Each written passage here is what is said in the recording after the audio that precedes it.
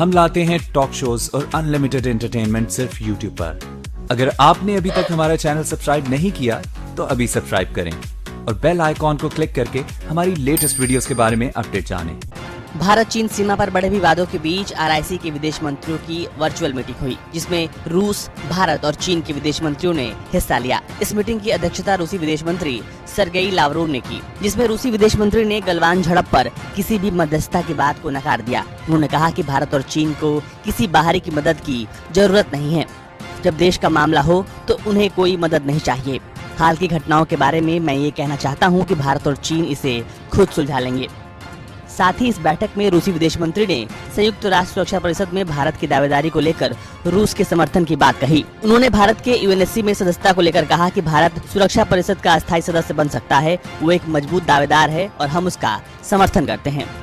रूस पहले भी सुरक्षा परिषद में स्थायी सदस्यता को लेकर भारत का समर्थन कर चुका है, लेकिन रूस के विदेश मंत्री का यह बयान उस समय आया है जब भारत और चीन के बीच सीमा पर खासा तनाव बना हुआ है। दोनों के बीच सीमा पर तनाव कम करने की कोशिशें लगातार जारी हैं।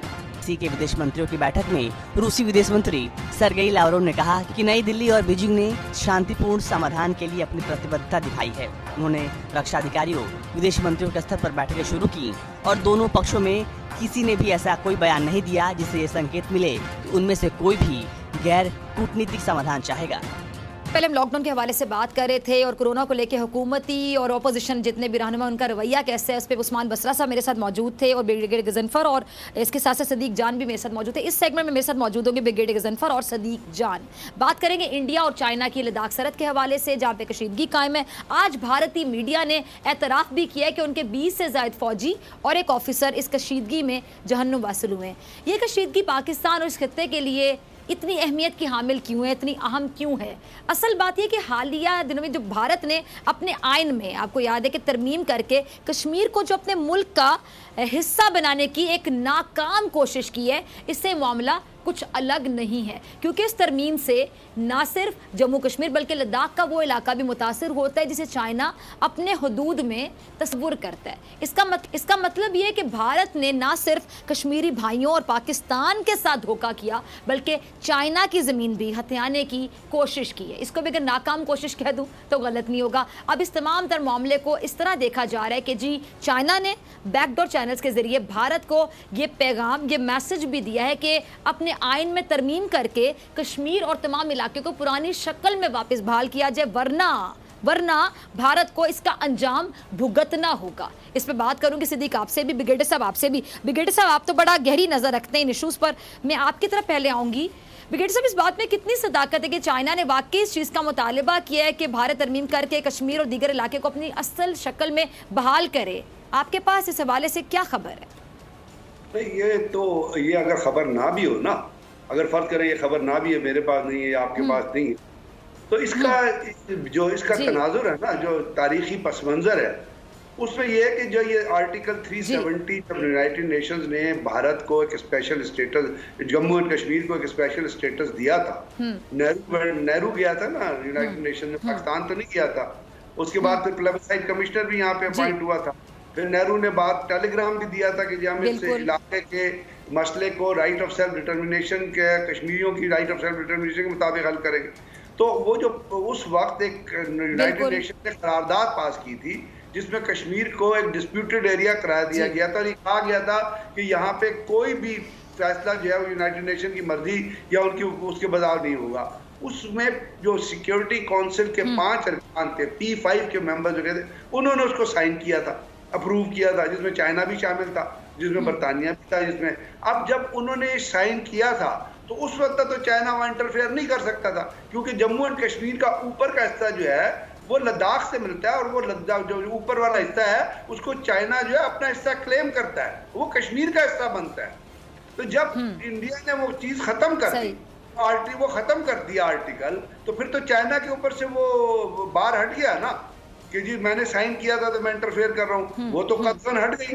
तो उन्होंने करना ही करना था, क्योंकि वो उनका अपना इलाका वो तस्वुर करते हैं और लद्दाख का वो इलाका जहाँ जो कराकरम पास जहाँ से 8 किलोमीटर है, और चूंकि इंडिया वहाँ पे दौलत बेग के अंदर उन्होंने एक बेस बनाया, अब वो उसको डेवलप कर रहे थे, उसको वो इंटरनल नेटवर्क के जरिए कनेक्ट कर रहे थे। वहाँ पे एक दरबूक, शायोक, दौलत बेग रोड बना रहे थे, जिससे उन्होंने क्योंकि अमित शाह ने पिछले दिनों आपको याद है असेंबली में बयान दिया था कि हम अक्सी चीन का इलाका चाइना से हर कीमत पे लेके रहेंगे, तो चाइना के कान नहीं खड़े होने चाहिए थे कि इंडिया तो हम पे हमला करना है। ये तमाम इंडिया की दहशतगर्द पॉलिसियां हैं, दहशतगर्द दिमाग हैं जो नरेंद्र अच्छा ब्रिगेडियर साहब, अब जो इंडिया के कान खड़े हो गए, अब इंडिया की जो दुर्गत बना दी उस पर भी जरा तबसरा कीजिएगा। नहीं खड़ी करते चाइनीज ये इंडिया की दहशतगर्दाना पॉलिसियां हैं जिसमें नरेंद्र मोदी जैसा कमीना दहशतगर्द, अमित शाह, बाबू बजरंगी, और उसपे इंडियन मीडिया में वो एक है ना अरुण, क्या नाम है, अरुण गोस्वामी, अर्नब गोस्वामी, इस तमाम की तमाम ये दहशतगर्दी की जंग में ये लोग हैं जो लोगों को, जो मुल्कों को मजबूर करते हैं और फिर उनसे मार खाते हैं। मार खाने के बाद शर्म नहीं आती इनको, जाके बैठ जाते हैं आराम से। अब वो गोस्वामी जो एंकर है रिपब्लिक टीवी का, उसको लेके आए ना, उसने कल मतलब जहालत की इंतहा देखो फिजा, कि वो एंकर रिपब्लिक टीवी का ये कहता है कि पाकिस्तान ने टिड्डी दल जो है वो क्या कहते हैं उसको, वो भेज दिए वहां से दहशतगर्द भेज दिए टिड्डी दल के रूप में। कभी नहीं, कभी हम कबूतर भेज देते हैं, कभी हम टिड्डी दल भेज देते हैं। अभी तो कोरोना भी कहते हैं मुसलमानों की साजिश है, भारत में मुसलमान फैला रहे हैं। पाकिस्तान और मुसलमान उनके सर पे हमेशा सवार रहेंगे क्या? ये इंतहाई अच्छा सिद्दीक की तरफ जाती है ब्रिगेडियर साहब, ठीक है, दहशतगर्द जो है ना वो मैं आपकी तरफ दोबारा आती हूँ ब्रिगेडियर साहब। सिद्दीक, आपने ब्रिगेडियर साहब की बातें भी सुनी, बड़ी अच्छी बात उन्होंने की। अर्नब का जो उन्होंने हवाला दिया, आप खुद इस फील्ड से हैं, आप एक जर्नलिस्ट हैं, सहाफ़ी हैं, अपनी पहचान रखते हैं। किसी सहाफ़ी का इस तरह की गुफ्तगू करना, फिर वो क्लेम करते हैं कि जी मतलब उनका मीडिया बड़ी सही बात करता है, हमेशा हक़ाइक़ को छुपाता है, हमेशा नरेंद्र मोदी का एक ऐसा चेहरा दिखाने की कोशिश करता है जो किसी और को नजर नहीं आता होगा उनके मीडिया के अलावा। और फिर इस तरह की बातें कि पाकिस्तान से अब टिड्डी दल आ गया, पाकिस्तान से कबूतर आ गया, यानी पाकिस्तान उनके हवास पे इतना सवार रहता है, तभी तो हमारी इतनी बात करते हैं। वैसे अच्छा है, हमसे डरते हैं सिद्दीक, देखिए मैं हमारे कबूतरों से भी डरते हैं, टिड्डी दल से भी डरते हैं। बिल्कुल, वो तो जहाँ से हवाएं जो जाती हैं वो कहते हैं गर्म हवाएं पाकिस्तान ने भेज दी हैं, वो तो ये भी कहते हैं। मैं ये समझता हूँ कि अर्नब की तरह के जो एंकर्स हैं उनकी वजह से हमारा इंटरनेशनल मीडिया में इंटरनेशनली हमारा केस मजबूत होता है। जब ठीक है, बिल्कुल बिल्कुल, सिद्दीक का पॉइंट आ गया। ब्रिगेडियर साहब ने सिद्दीक की गुफ्तगू भी सुनी, आपकी तरफ दोबारा आती हूँ। ब्रिगेडियर साहब, भारत नरेंद्र मोदी के पागलपन पे तो किसी को शक नहीं हो सकता, उसके घर वाले भी कहते होंगे कि इंतहाई पागल इंसान है, जुनूनियत आपको पता है कि उसमें कूट कूट के भरी, और पाकिस्तान मुसलमान हमेशा उसके सर पे सवार रहते हैं। उसका वोट लेके आगे आने की वजह भी ये थी कि इंतशार की पॉलिसी, मुसलमान मुखालिफ नारे लगा के, पाकिस्तान मुखालिफ नारे लगा के।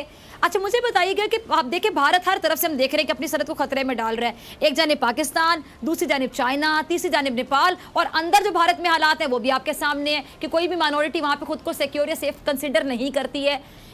एक अहम सवाल ब्रिगेडियर साहब, क्या भारत इतना ताकतवर है जो तमाम ममालिक से एक साथ ताल्लुकात खराब कर रहा है, या फिर डिक्टेशन ले रहा है? किससे, जरा खुल के बताइएगा। दो चीजें हैं। जहां तक ताकत की आपने बात की, पहले तो वो इतना ताकतवर तो नहीं है कि तमाम मुल्कों के साथ साइमल्टेनियसली एक ही वक्त में जो है वो कन्फ्रंटेशन अफोर्ड कर सके, और वो उसके अपने ही जो उनके अपने ही जो अस्करी माहिरीन हैं, जिनमें से बहुत सारे रिटायर्ड सोच रखने वाले लोग हैं, वो कह चुके हैं इस चीज़ को। लेकिन मैं आपसे जो इम्पोर्टेंट चीज़ हमेशा भी कहता हूँ वो समझने की ज़रूरत है। आपने कहा ना कि मोदी के घर वाले, मोदी का घर वाला है, मोदी का घर वाला है ही कोई नहीं।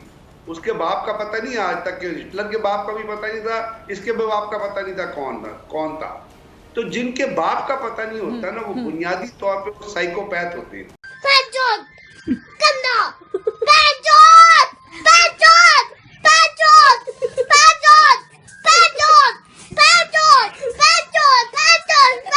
ठीक है जी, दूसरी ठीक है ब्रिगेडियर साहब, बहुत आप इंटरेस्टिंग गुफ्तगू कर रहे थे। पहले भारत से दुस्साहस और अब जापान से। चीन अपनी विस्तारवादी नीति के चलते हर जगह से मात खा रहा है। भारत से मात खाने के बाद चीन जापान की तरफ बढ़ा तो वहाँ से भी उसे भागना पड़ा। दरअसल जापानी समुद्री सीमा में घुसे चीनी नेवी के पनडुब्बी को जापान ने दूर तक खदेड़ दिया है। एशिया में विस्तारवादी मानसिकता को संजोने वाला चीन अब पूर्वी चीन सागर में जापान के साथ द्वीपों को लेकर उलझा हुआ है। चीन की इस हरकत पर जापान ने सख्त चेतावनी देते हुए कहा है कि पश्चिमी प्रशांत क्षेत्र में चीन की हर हरकत का माकूल जवाब दिया जाएगा। रिपोर्ट के मुताबिक जापानी युद्धपोत कागा ने दक्षिणी जापान के ओकिनावा द्वीप के पास सीमा से 24 मील भीतर एक चीनी पनडुब्बी का पता लगाया, जिसके बाद हरकत में आई जापानी नौसेना ने अपने पेट्रोलिंग एयरक्राफ्ट की मदद से चीनी पनडुब्बी को उसके जल क्षेत्र के बाहर खदेड़ दिया। इससे पहले साल 2018 में भी जापान ने अपनी जल सीमा में एक चीनी पनडुब्बी को पकड़ा था। जापान और चीन के बीच चल रहे इस संघर्ष के पीछे चीन की विस्तारवादी नीति है, जिसके तहत उसने कई जापान के द्वीपों को अपने नक्शे में शामिल कर उसका नाम बदल दिया है। जापान का एक द्वीप जिसे वो सेंकाकूस कहता है, वहीं दूसरी ओर चीन इस पर दावा करता है और इसे दिया ओयूस कहता है। इस पर साल 1972 से जापान का कब्जा है। दोनों देशों के रिश्ते में 2012 से उस समय तल्खी आ गई थी, जब जापान ने कुछ द्वीपों का राष्ट्रीयकरण कर दिया था।